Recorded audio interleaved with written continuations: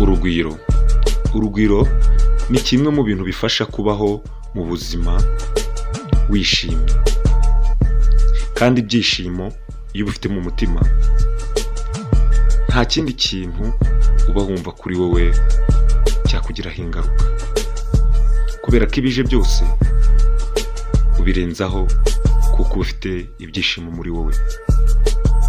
Niyo mpamvu radiyo IRTV FM Ijwi ry'Urugwiro ihari kugira ngo yongere kugarura urugwiro muri twebwe.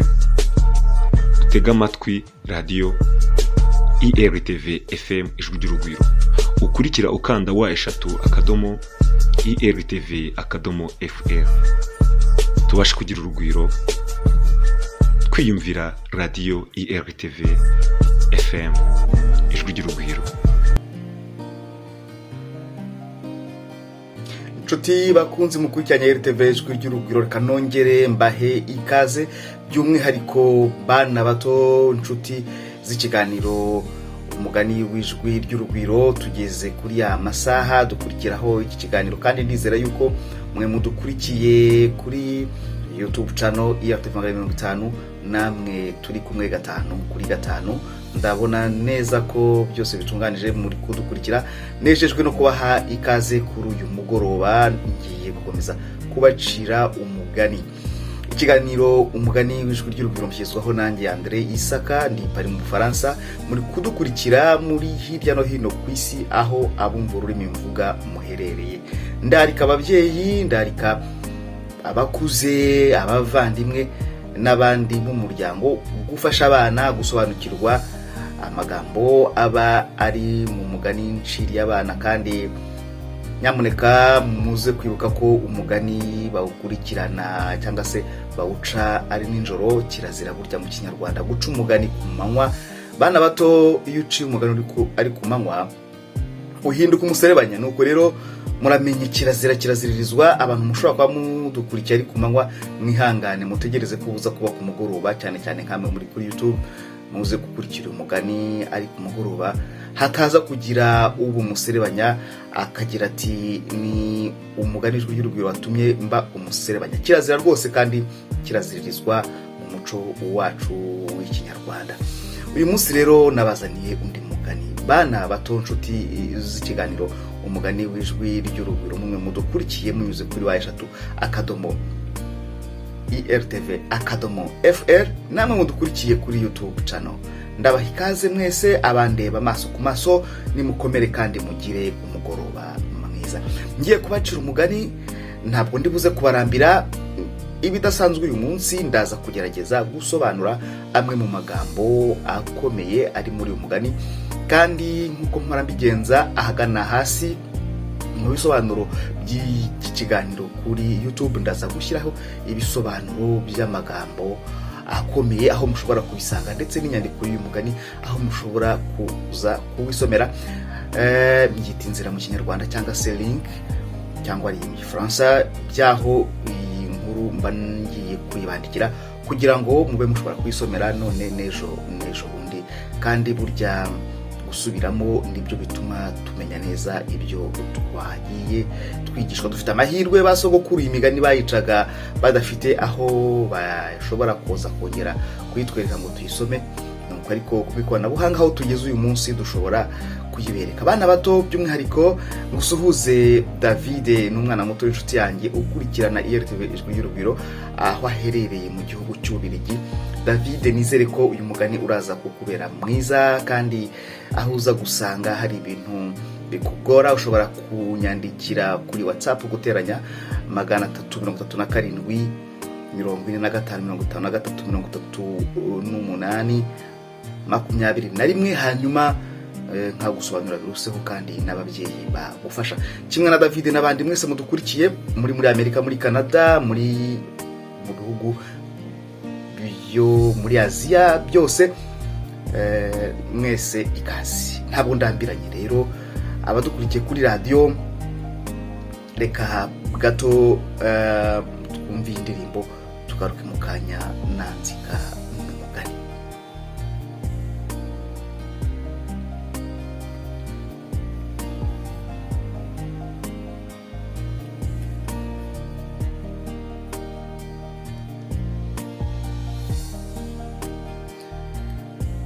iyi ndirimbo ndibaza ko yabanejeje. Reka dutangire n'umugani wacu uyu munsi. Nabicisha amatsiko ariko nimuhumure, isaha irageze, umunota n'uyu ngiye kubacira umugani w'impyisi n'Imana.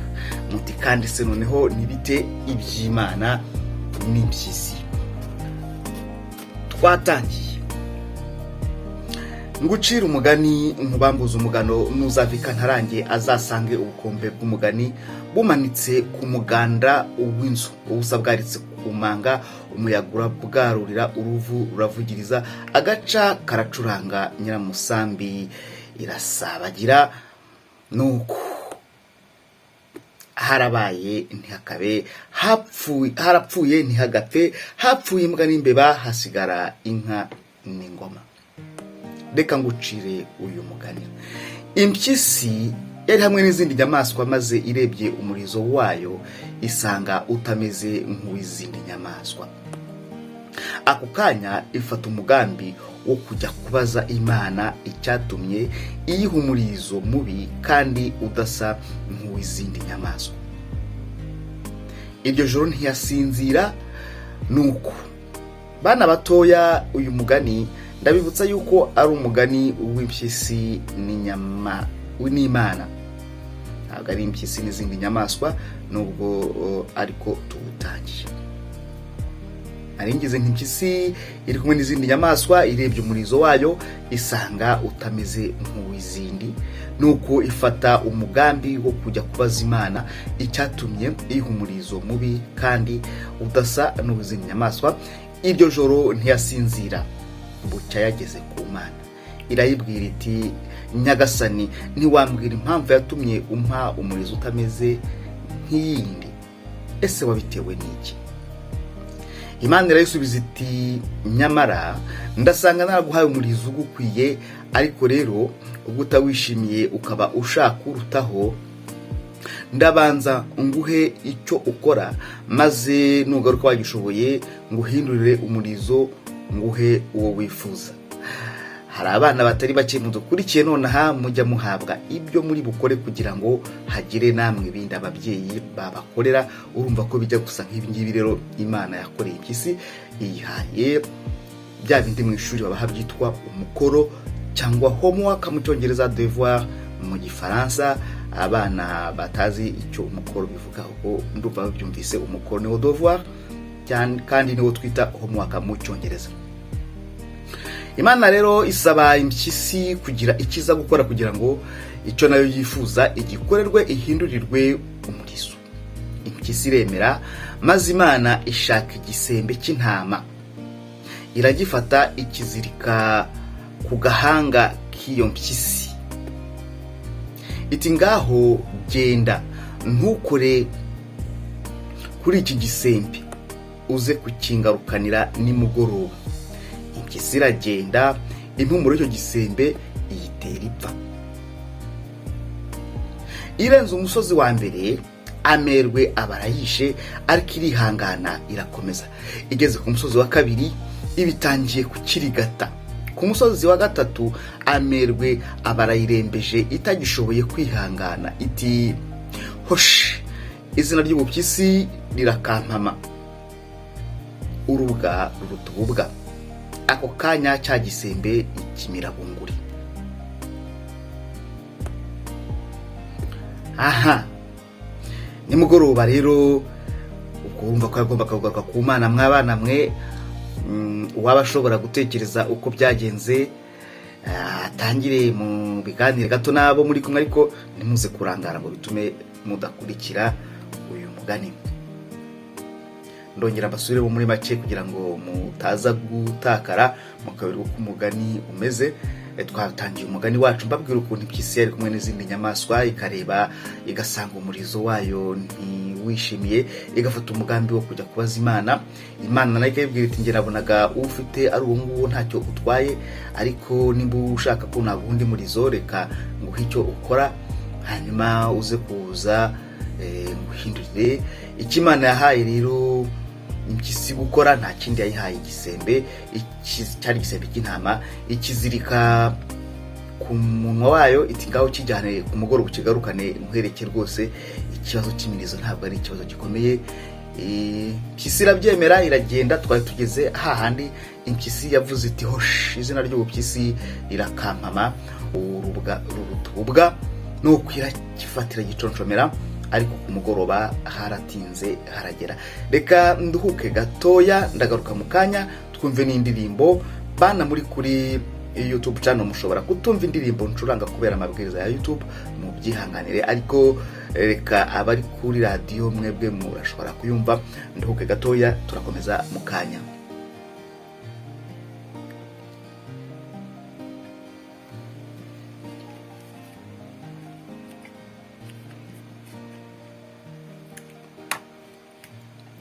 Ntabwo turambirana, reka dukomeze mu mugani. Indirimbo iyi ni indirimbo kuko yo ku rwego rw'abana ariko n'abakuru twigeze kuba abana.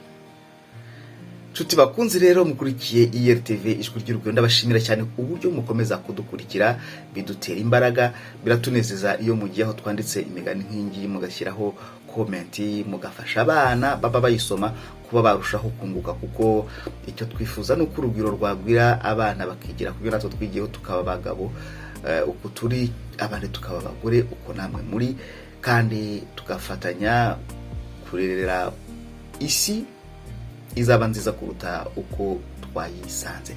Ndakomeza n'umugani. Umugani ndi gucira abana kandi n'ababyeyi bakongera bakawibuka. Ni umugani ugira uti impyisi ni Imana, aho impyisi ifite ikibazo cy'iki umwana ukizi ashobora kukitwandikira.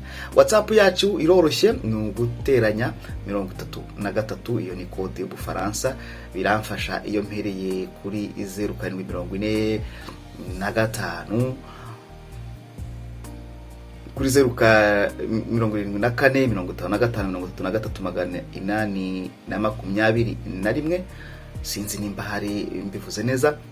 Uri mu Bufaransa si ngombwa ko ushyiraho code, ni 0745533821, ariko kugira ngo bigende neza wongeraho code uri mu mahanga, ni uguteranya 33 iyo 0 kayisimbuka.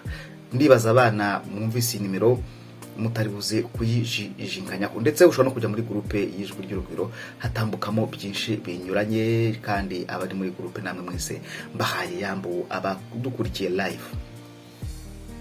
Dukomeze n'umuganiriro wacu. Bana twari turi kuri ya mpyisi imaze kukimira, nimugoroba iragaruka igera ku Mana, isoni zayishe, yabuze uko yifata. Imana iti cya gisembe kirihe? Impyisi irasubiza iti amerwe n'inzara bijyanyishe, ngiye gupfa ndakirya. Imana iti nuko rero ubwo wakiriye ntushobore kwihangana ngo ukigarure, wowe n'izindi mpyisi zose muzahorana iteka umurizo nk'uwo. Impyisi itaha ityo, ntiyongera kubaza Imana iby'umurizo wayo, igumana uwo yari isanganywe. Singe wahera hahera warupyisi wagumanye umurizo we. Umugani nasozesha ahangaha uragira uti iraguha ntimugura, mwabana mwe muguze iraguhenda. Ni Imana baba bavuga iraguha ntimugura, iyo muguze iraguhenda. Ni umugani baca bashaka kuvuga ko Imana ibyo guhaye uba ukwiye kunyurwa nabyo, kuko iyo ushatse wowe kwisaba ibirenze hari igihe bikubana ibibazo. Dukomeze n'indirimbo yacu, hanyuma ngira amagambo nka 2 cyangwa 3 nsobanura, adufashe gusobanukirwa n'uyu mugani, kandi nizere ko abari kuri radio namwe mwarushijeho kuryoherwa n'izi indirimbo.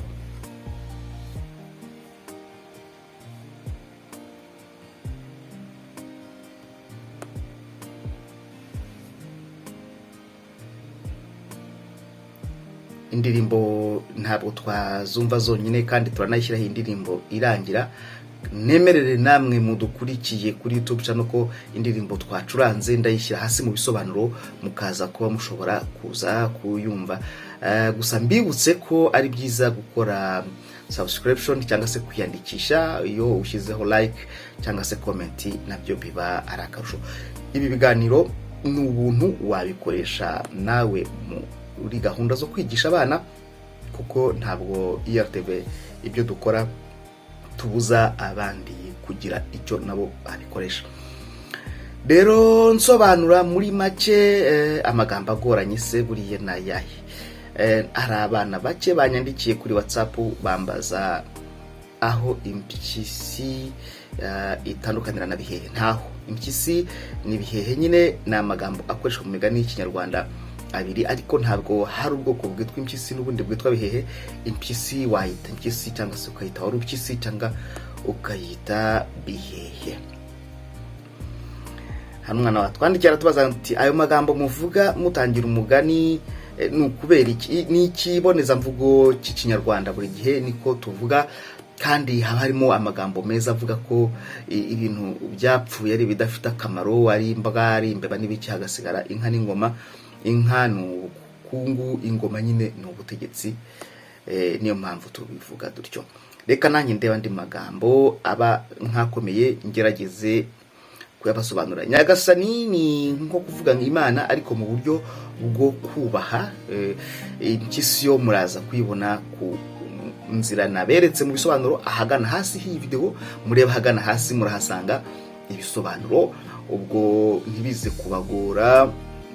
Murahabona ifoto y'icyo twita nyine impyisi kuba batayizi. Ndibaza ijambo igisembe byaba naryo ari ijambo rikomeye ku bana. Igisembe ni umurizo ariko uw'intama, kandi mu bitekerezo no mu byagiye bibaho impyisi ikunda intama cyane. Urumva rero bayihaye ikigeragezo kitoroshye, ariko nkeka impyisi atari gukunda intama cyane, ahubwo nuko intama ari itungo ritagira amahane menshi, bityo impyisi ikaba yararyigonderaga bitayigoye.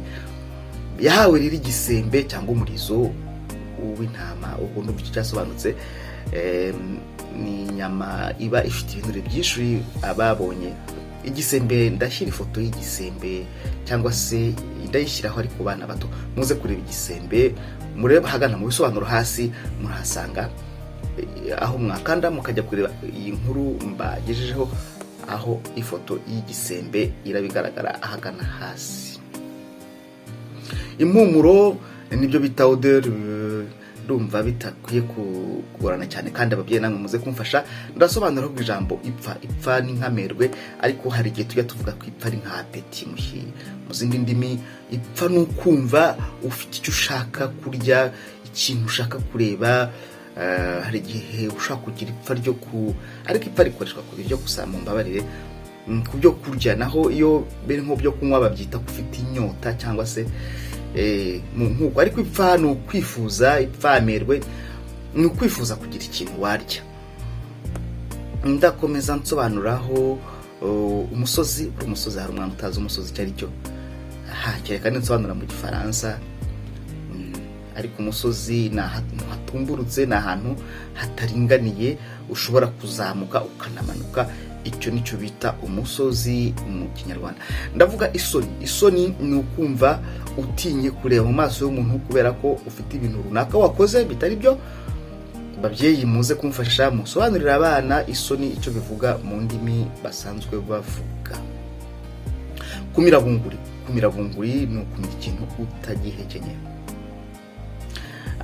Hari umwana utubajije ngo bisobanura iki amerwe. Nyine ni ipfa. Ndagushimira wowe, ndabona akoresha umwana muto wakoresheje nimero ya Emmanuel Bahati. Ntabwo nzi niba ari umuhungu cyangwa umukobwa, ariko wenda ni na papa wimukoreye. Arakoze cyane. Babyeyi mushobora gufasha abana banyu kujya mutubaza ibisobanuro ku byo tuvuze munyuze kuri ya nimero nababwiye, wongeyeho kode guteranya 33 akaba ari 0745533821 ukatwandikira kuri WhatsApp. Hari imbuga nyinshi dukoresha iyo tuvuga 50, haba kuri Facebook, haba kuri Instagram, naho hose uhashyize igitekerezo twazakibona utaha. Ariko live kuri WhatsApp duhita tubona ibyo wari utubajije.